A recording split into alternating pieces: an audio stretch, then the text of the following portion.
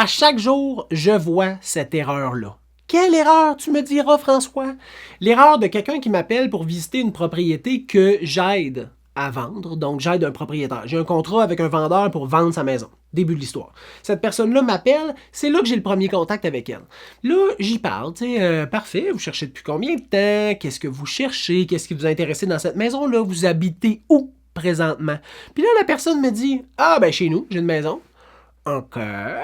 Puis est-ce que vous savez si vous avez besoin de vendre avant d'acheter? Non. OK. Bon.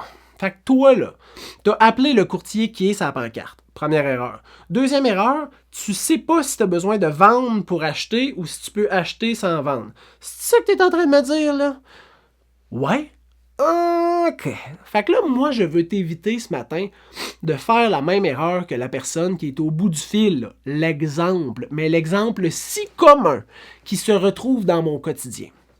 La première bonne étape, si tu es déjà propriétaire, puis même si tu n'es pas propriétaire, mais mettons que tu es déjà propriétaire, la première bonne étape, c'est de rencontrer un spécialiste hypothécaire qui va être capable de regarder ta situation, donc ce qui rentre dans ton compte, ce qui sort de ton compte, puis ta cote de crédit, puis de te dire si tu as besoin de vendre ta propriété pour acheter ou si tu peux acheter et vendre par la suite, parce que ça fait toute la différence.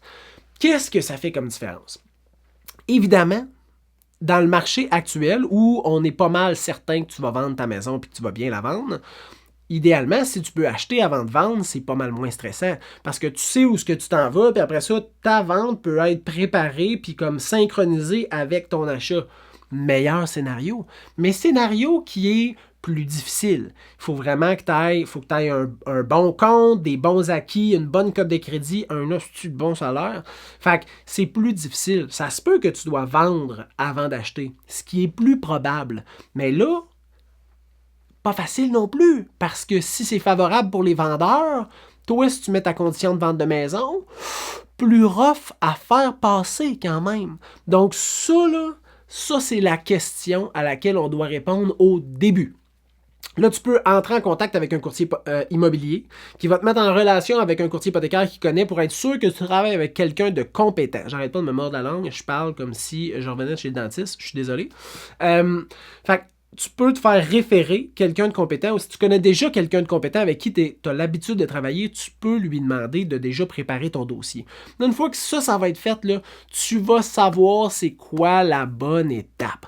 La deuxième affaire que tu vas faire, c'est décider comment tu vas faire la vente de ta propriété. Est-ce que tu vas la faire seule, sur un site à vendre directement vers le propriétaire, ou tu vas la vendre avec un spécialiste? Si tu la vends avec un spécialiste, ou même si tu veux regarder les deux, il va falloir que tu commences à rencontrer du monde. Un courtier, deux courtiers. Peut-être que tu sais déjà avec qui tu veux travailler. Ça se peut là, que tu fasses comme moi. Si je vends ma maison, c'est clair que c'est avec elle ou avec lui. Ben, entre en contact avec, que cette personne-là vienne chez toi puis analyse le marché avec toi. Fait que regarde, le marché va comment? Le marché va comment dans ta région? Le marché va comment pour le type de propriété que tu as? Puis ta maison se positionne comment sur ce marché-là? Dans le fond, là, tu veux avoir l'analyse comparative de marché puis comprendre comment ça va se passer, ta transaction. Une fois que ça, c'est fait, là, tu sais comment ta transaction va se faire au niveau hypothécaire et tu sais comment ta transaction va se finir pour la vente de ta propriété et tu connais l'ordre dans lequel il faut que tu fasses tout ça. Ça, là, c'est la bonne façon de procéder.